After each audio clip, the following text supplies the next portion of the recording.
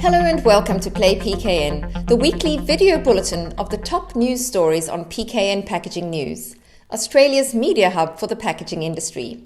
I'm PKN's publisher, Lindy Hewson, and this week's bulletin is brought to you by Jet Technologies, specialist supplier of complete solutions for your food packaging needs. Making headlines this week, we saw the recently listed packaging and recycling solutions provider, Close the Loop Group, has bought Sydney company Crasti & Co., a supplier of flexible intermediate bulk containers.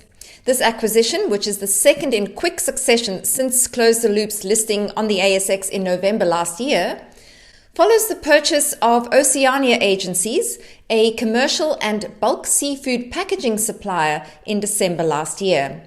It expands Close the Loop's footprint in the bulk packaging sector and creates opportunities for end-to-end recycling of the woven polypropylene bags, with a plan to establish a take-back program for the bags. Now, recycled PP, as we know, is a much sought-after material. CEO Joe Foster has told PKN the group is firmly on the acquisition trail, with its eye on other niche packaging companies that are a fit with the group's circular economy vision. Well done to Joe and the team.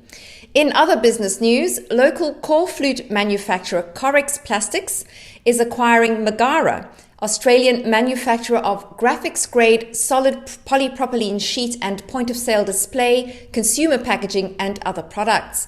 Megara's manufacturing operations, including staff, machines and assets, will be moved into the Corex plant in Dandenong in Victoria. All Megara product brands will be retained and will be marketed alongside Corex brands. Now, last week, our top story was the launch of Amcor's new paper-based packaging platform called AmFiber. And this week, we bring the news of Amcor's first product from that platform, which is called Lifespan Performance Paper. This is a high-barrier, recyclable and PVDC-free material. It's launching initially for the confectionery market in Europe, and Amcor says it delivers a better moisture barrier than other paper packaging and provides more product protection and a longer shelf life for oxygen and moisture-sensitive products, and has excellent grease resistance. Quite the bundle there. Now, to drive uptake of reusable packaging, APCO, that's the Australian Packaging Covenant Organisation, has released the new Scaling Up Reusable Packaging resource, which outlines the importance of reuse and how businesses and users can benefit from reusable packaging models. There is some confusion over what constitutes truly reusable packaging out there in the market, so this resource clarifies things and also shows successful business-to-business and business-to-consumer case studies. A special webinar delving into the new resource will take place on the 23rd of February, so head to the APCO website to find out more. We have seen a lot of positive packaging activity from brands this week. First up, Kellogg Australia has expanded the Australian recycling label, the ARL, across its cereal packs, adding an in-store drop-off logo beside the recycling logo and Red Cycle logo. The rollout of the new label is to be completed in June. Mars Wrigley Skittles has launched a new AR activation on pack to celebrate and support the LGBTQIA+ community. The relatively colourless pack aims to shift focus from its own iconic rainbow to the Rainbow Pride flag and features a QR code which takes consumers to an augmented reality experience of the world's biggest rainbow. And this links to resources and information directly from tech provider -18, along with driving donations in support of the Australian LGBTQIA+ community. A great move just before Mardi Gras.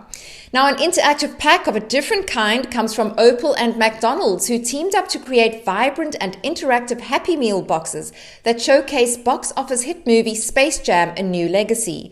The Opal design team looked at elevating the interaction and purpose of the packaging through a combination of creativity and gamification, which resulted in a pack with a pop-out basketball hoop and background.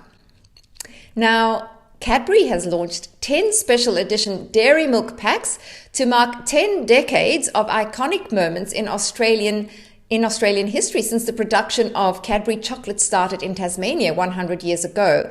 The centennial packs were designed by global brand design agency Bulletproof to mirror the brand's heritage.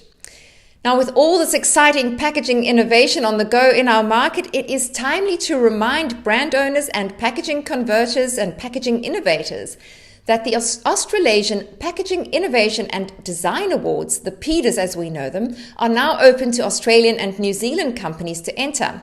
Entries are closing on the 8th of April 2022. For entry forms, head to the AIP's website at aipac.com.au. And under the PIDA Awards banner, you will find the entry form. That's all we have time for this week. For more on these and other stories, you know where to go, packagingnews.com.au. Thanks for watching.